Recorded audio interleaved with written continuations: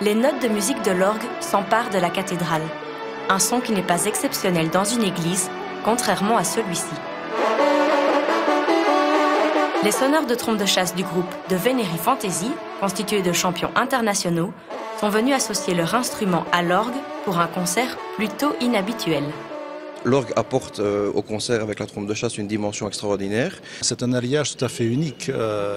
La trompe de chasse a une sonorité bien particulière et c'est vraiment allié la puissance de la trompe de chasse et la majesté de l'orgue. Deux hommes attirés par deux instruments bien particuliers. À l'âge de 12 et 13 ans, ils ont tous deux été interpellés par leur puissance et leur musicalité. J'ai été attiré par les différentes sonorités. La trompe de chasse représente beaucoup pour moi. Mon père était sonneur à l'époque. J'ai toujours entendu la trompe de chasse chez moi. Et j'ai très vite accroché à cet instrument. Ça me remue les tripes quand je l'entends dans des cathédrales. Il faut dire que la musique est surprenante. La puissance des instruments ne semble pas perturber la tranquillité des lieux et le public se laisse bercer par les différentes mélodies.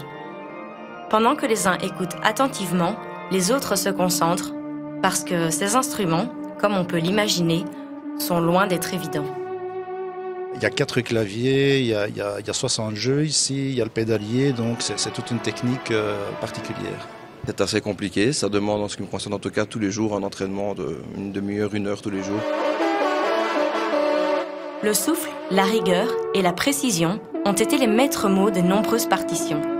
Dans le public, environ 200 personnes étaient réunies pour l'occasion et à la fin du concert, tous ont chaleureusement applaudi les musiciens. Simplement extraordinaire, d'une musicalité fantastique. Ce sont de très grands champions. C'est génial, hein?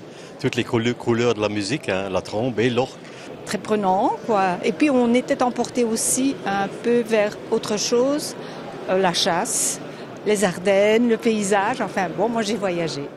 Un public sous le charme du mariage de l'orgue et des trompes de chasse.